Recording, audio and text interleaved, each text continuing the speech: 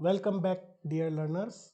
In today's session, we are going to discuss a very important, a very popular poem, Dover Beach by Matthew Arnold. So, welcome to this class, this e-learning class.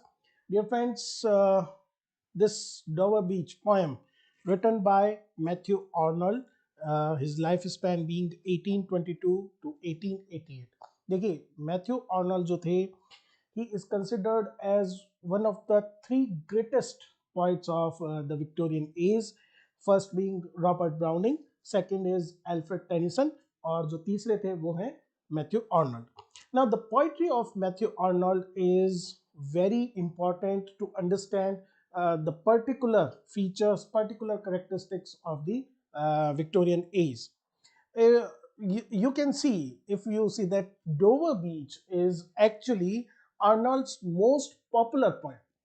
He has written many poems जिसके अंदर Victorian age का बहुत सारा हमें quality पता चलता है, but this particular poem presents all the qualities which Arnold's poetry has.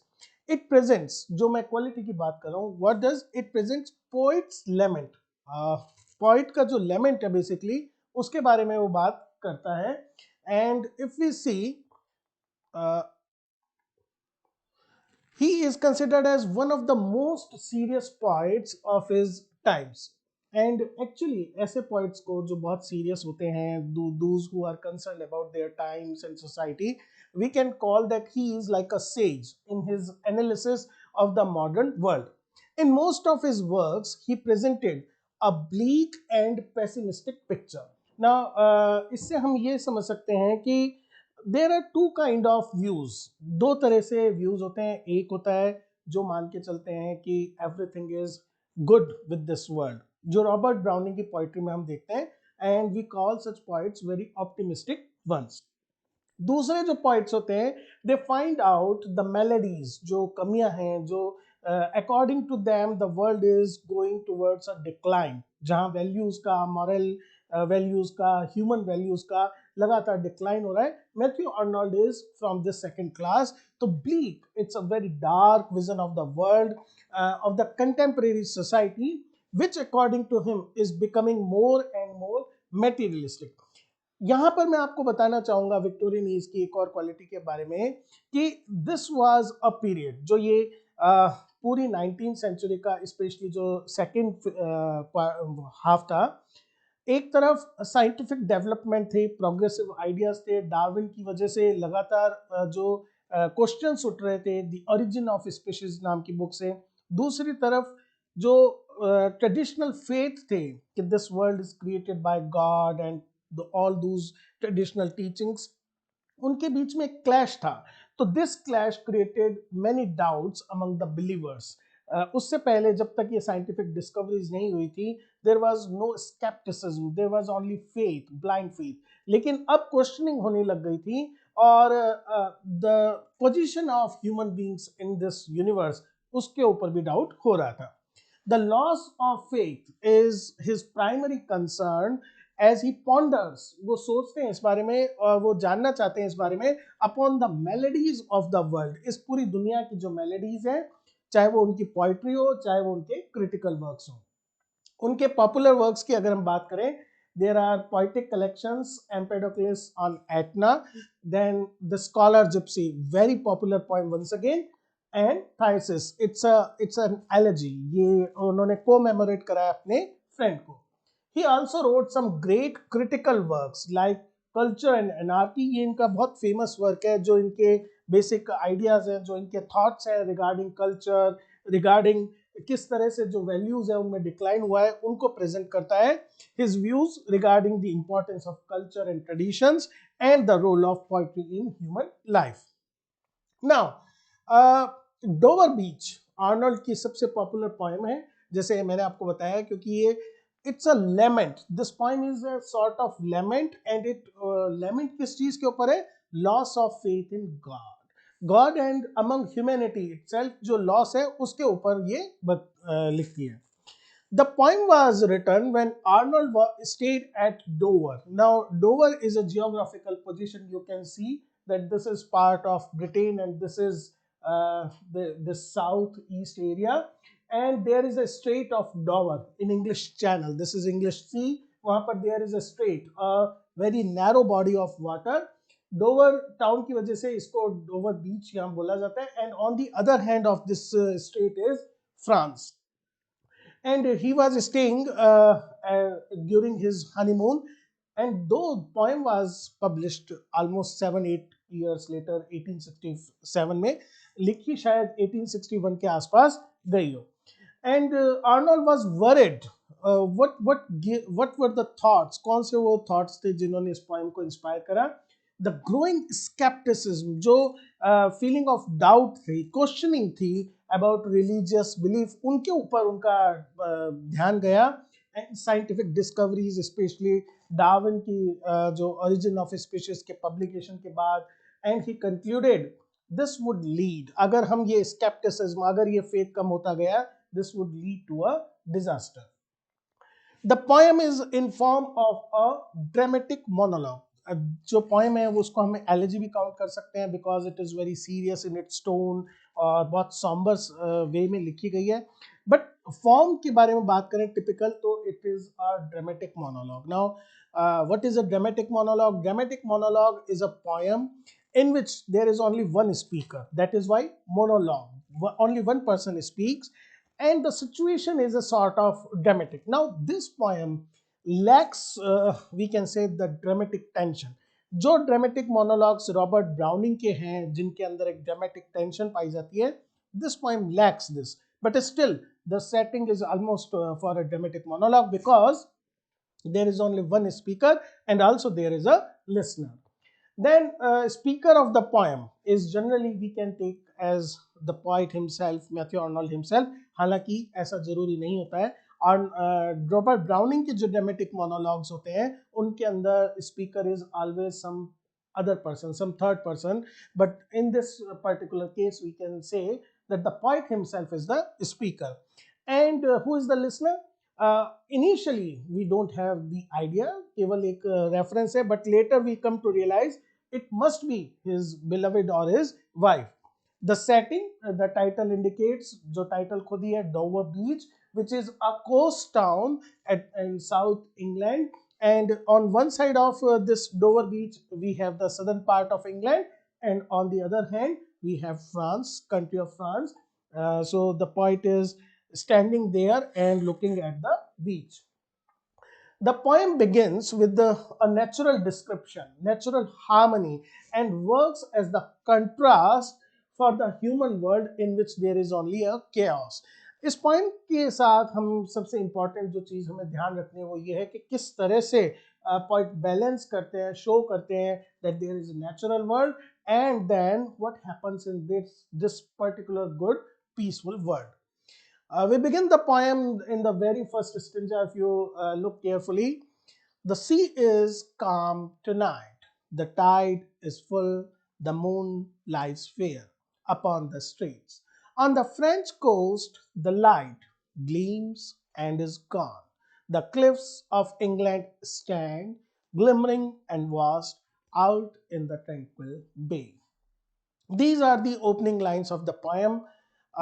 If you pay a little attention, you will find that the opening line suggests a peaceful natural atmosphere. Look at the adjective calm. There is calmness. Then the tide is full. There is moon lies fair, obviously reflection of moon, चंद्रमा की जो छवि है on the waves. But it is also fair. There is no disturbance. So complete. There is impression of tranquility and balance. And even look at these three phrases. The tide is full, the moon lies fair upon the streets. How very short phrases in which even you can see that there is an alliteration, full, fair, is, lies upon the street. So everything seems to be quite in harmony and in balanced manner. But when the poet says for the first time, the French coast, the light gleams and is gone. Though it is a very natural occurrence, जो moonlight है वो reflect हो रही है, दिख रही है और जा रही है. It may be because of some lighthouse, but actually we can say it is First, metaphorical suggestion about the fluctuation. Fluctuation means up and down. Fluctuation means change. Fluctuation of faith in God and religion. So, in the very first stanza, we can see that the poet presents a natural harmony, and then he hints that there may be something which result in disturbing of this balance. तो पहली जो line है उनमें कहना क्या चाह रहा है कि एटमॉस्फेयर बिल्कुल सी जो है बिल्कुल काम है, there is no we can say upheaval, जो it's a full moon night, तो टाइड जो है वो फुल है, मून की लाइट जो है वो भी फेयर है स्ट्रेट्स के अंदर, फ्रेंच कोस्ट के ऊपर there may be a lighthouse और may be some other reason, वहां पर लाइट ग्लीम्स एक बार दिखती है, ग्लीम करती है एंड इज गॉन और फिर चली जाती है। जो इंग्लिश क्लिफ्स है, इंग्लैंड की साइड की cliff means very high and very sharp kind of ridges, वो स्टैंड ग्लिमरिंग, वो stand vast, glimmering and vast, they are basically limestone, English जो कोस्ट पर रॉक्स हैं लाइमस्टोन की है, तो लगातार वाटर की वजह से वो वाइट हो चुकी हैं, लाइमस्टोन उनमें इरोड होता जा रहा है, हटता जा रहा है, glimmering and vast out in tranquil bay. He started with calm and then once again tranquil. So it's a very calm kind of thing. This is important to note. दो बार उन्होंने इस एडजेक्टिव को यूज करा है, synonyms हैं जो आपस में, to basically describe the serenity, the peace of the atmosphere. Come to the window, sweet is the night air. Only from the long line of spray where the sea meets the moon-blanched land. Listen, you hear the grating roar of pebbles which the waves draw back and fling at their return up the high strand. Begin and cease and then again begin with tremulous cadence slow and bring the eternal note of sadness. This is the second part of the first stanza, and now for the first time we witness that there is another person come to the window. Now the poet is obviously talking to his partner, his beloved, his wife, because still he says that it is a very good atmosphere, it's a very pleasant atmosphere, sweet is the night here air.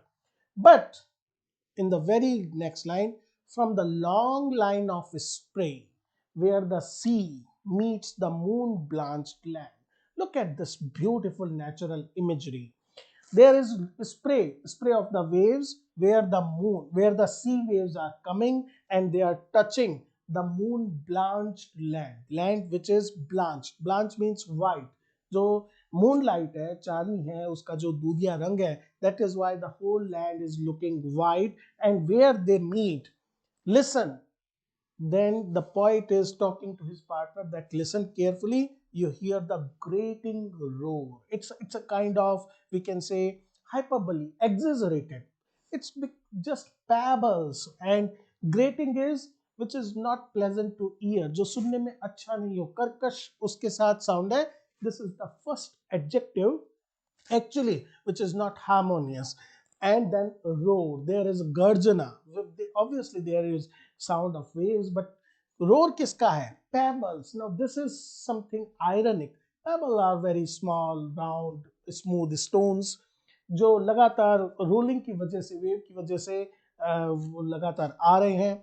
Waves draw back, जो waves अपने साथ draw back ले जाती हैं, and fling at their return, और जब वो वापस आती हैं कोस्ट की तरफ, they fling them up the high strand, जो हाई कोस्ट है वहां पर उनको पुश करती है, उछाल देती है. Now this is quite a natural occurrence, लगातार ये चीज होती है. And once again in the very first part there is very balanced line, come to the window, sweet is the night air. But then you look at this particular alliterative effect, long line, spray, sea, meets, moon, blanch, sound, land, listen. So poet is once again trying to find kind of repetition or harmony, but this word grating roar, just as it comes everything changes. Even if we look at the rhyming, air, and then we find it nothing like that. Spray, once again there is nothing. Land, strand, fling, bring, begin, in. Only there is row and air, they are half rhyming. क्या show हो रहा है? ये दिखा रहा है कि जो बैलेंस था, जो हार्मनी थी, this is breaking. Begin and cease, and then again begin, tremulous, cadence, slow. This is the music of universe. This is the music of sea. But tremulous means having a kind of nervousness. Cadence is rhythm, slow. Actually, word order should be slow, tremulous, cadence. But the poet takes the liberty and says it is tremulous, cadence, slow. The poet moves to the next stanza and says, Sophocles long ago heard it on the Aegean, and it brought into his mind the turbid ebb and flow of human misery. Now, Sophocles. Sophocles was the Greek tragic dramatist, belonged to the 5th century, known for his tragic vision of the world. He wrote some great tragedies. Antigone is one of his famous plays, or Antigone के अंदर he discusses about this uh, turbid ebb and flow. Turbid means muddy, which is not clear. He heard it on the Aegean Sea. The poet is hearing, the present speaker is hearing at the English Sea. Sophocles, because he belonged to the Greece, he heard it at the Aegean or Mediterranean Sea. It brought into his mind listening to this particular music, sad music of sea. Sophocles was inspired with some thoughts, ebb and flow of human misery, how human life is dictated. लगातार human life में क्या होता है? ebb and flow होता रहता है human misery का. This is what I informed you. This is Greece, and here you can see agency, and Sophocles was obviously inspired by this particular thing, the turbid ebb and flow. Now, of human misery, he says, and then the poet says, we find also in the sound a thought, hearing it by this distant northern sea. The poet says that just like Sophocles was inspired with these thoughts, we also find in the sound. Now, a thought, which is thought similar to that of Sophocles. What is that thought? Turbid ebb and flow of human misery. Now, Arnold, by using the allusion of Sophocles, is universalizing that it is not unique to him. केवल उन्हीं को ये विचार नहीं आ रहे हैं. Sophocles also thought similarly. Sound of the sea inspires similar thoughts in all times and places. Whether the poet who is on the coast town of England, whether Sophocles 6th, 5th century back, so this sound of sea inspired the same kind of thoughts. The poem moves now to the metaphorical center, and the poet says, the sea of faith was once, too, at the full, and round earth's shore lie the folds of a bright girdle fur. He uses metaphor, he uses simile to point out his real worries. He says, okay, the music it's enough, but the sea of faith, the metaphor, the sea of faith, which just like जो समुद्र है वो पूरी धरती पर चारों तरफ फैला हुआ है, there was a time when the sea of faith was also full, and round earth's shore, धरती के चारों तरफ it lay like it was bound on the earth folds of a bright girdle fern. Folds means layers, 1 2 3 4. तो जितनी layers होंगी उतना ही tightly object क्या होगा, बंद होगा. And it was a girdle. Girdle is kind of a belt which is used to hold things together. Fold is लिपटा हुआ था. So you can see two figures of speech. First, sea of faith, it's a metaphor. Then, like the folds, it's a simile. The poet uses these two to point out that there was a time when the earth was full of faith, a kind of, we can say, blind faith. Then the metaphor of sea gives the idea, two ideas. The depth, जैसे सी क्या है, immeasurable depth है, and great presence of faith. जिस तरह से सी की presence जबरदस्त है, हर तरफ है, उसी तरह से faith all pervasive था. In religion, then the simile of girdle suggests how everyone was encircled like a fold, सब एक साथ इसके अंदर थे. But now I only hear its melancholy, long, withdrawing roar, retreating to the breath of night wind down the vast edges drear and naked shingles of the world. You can look at this image. The earth covered with water, it's look beautiful. But when it retreats, you have naked shingles of the world. Naked shingles means all our weakness, all our, we can say, such qualities which were covered, which were hidden due to presence of faith. जैसे ही withdraw होने लगा, जैसे ही सी of faith कम होने लगा, जैसे ही humanity का God और रिलीजन के अंदर भरोसा कम होने लगा, they are exposed, they are retreating. Actually, but I only hear its melancholy. Look at this shingle beach, retreating to the breath of night wind. Night wind is wind of doubt. Night is always associated with something evil.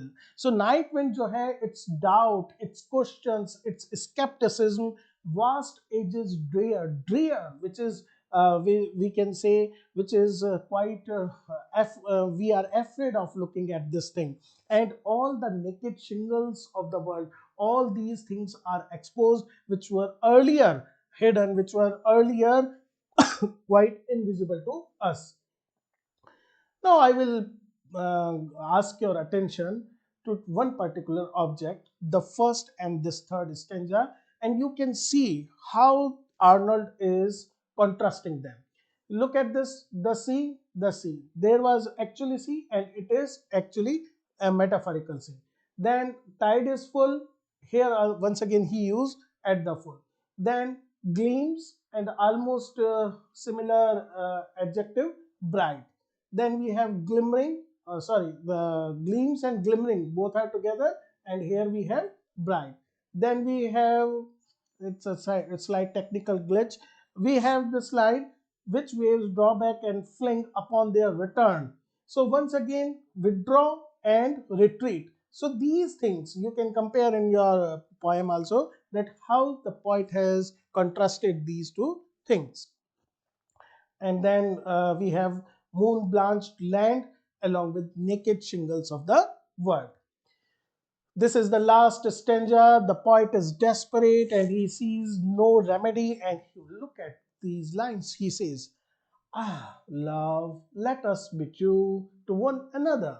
For the world, which seems to lie before us like a land of dreams, so various, so beautiful, so new." You can see how he is pointing out the world seems, it is not actually according to the poet. Poet doesn't think that the world is a land of dreams. Once again he uses a simile, which to lie before us like a land of dreams. It seems that it is a dream world. ये दुनिया जो है ये बहुत ऐसा लगता है जैसे सपनों की दुनिया हो. Look at how he is repeating once again, so various, so beautiful, so new. This is figure of speech, anaphora. Anaphora is when we repeat a word or a phrase again and again in a stanza. So the poet is asking his beloved, उनको कह रहा है कि let us be true to one another. There is lack of faith among human beings. उनमें आपस में faith नहीं है, but at least we can be faithful to each other. एक दूसरे के साथ तो हम faithful हो सकते हैं, because this world जो हमें लगता क्या है कि it is various, there is a variety, there is beauty, there is newness everywhere. Actually feel this world is only appears, केवल दिखता ऐसा है good place to live without variety and beauty, but the reality is quite opposite. What is the reality? Look at use of alliteration, so many L sound, love, lack, lie, like, land, and this is the reality. Hath really neither joy, nor love, nor light, nor certitude, nor peace, nor help for pain. So many negatives. And we are here as on a darkling plain, swept with confused alarms of struggle and flight, where ignorant armies clash by night. He ends the poem with a very extended simile. We will see first, look at so many negatives, neither, nor. This shows that how utterly he believes that there is nothing positive, nothing good in this world. There is no joy, love, light, certitude, certainty, no peace, no help for pain. Then he used an extended simile. We are here as on a darkling plain. Once again, darkness. Once again, you can see that there is complete ignorance, swept with confused alarms. Confusion means we are not sure what we have to do. Even we have to fight. Fight with whom? Who is our enemy? Who is our friend? Struggle and flight. Should we fight or should we escape? Should we struggle? Should we fly? Ignorant armies clash by night. Whose are these armies? These armies are armies of ideologies, thoughts, faiths, convictions. They are ignorant of each other. We do not know where we should follow, which one we should follow. You can see darkening plains swept with confused alarms. Sometimes it seems that we should fight for this cause, but very next time it appears that it is a lost cause. Actually, Arnold is alluding to Thucydides' account of Battle of Epipolo, and Athenian. This army fought against an army of Syracusans at night. But metaphorically, it means battle between different ideologies of clash between science and religion, tradition and modernity, materialism and spirituality. These all were actually part of Victorian clash of thoughts. So Arnold finishes this poem at a very despairing note, at a very negative note, and says, in this world, only hope is that we two, the husband and wife, they can remain faithful to each other. So, if we talk about the stanza form, the poem is quite unique because it was written before 20th century. At that time, it was unheard of. There are four stanzas, but each stanza has different number of lines. First 14 lines, second 6, third 8, and fourth 9 lines. Rhyme is scheme, I have already shown you. It's a quite irregular. Some lines rhyme, but some don't. So we can say Arnold is following actually free verse, which was later very beautifully and poetically used and effectively used by poets like T.S. Eliot. Dominant meter of the poem is iambic. Most of the lines are written in iambic meter, which is dadam, one unstressed, then the stress one. But once again, there are many lines which have different meters. Okay, dear friends, that was all for this poem particular. I hope I was able to make you clear, and we will soon meet in our next poem.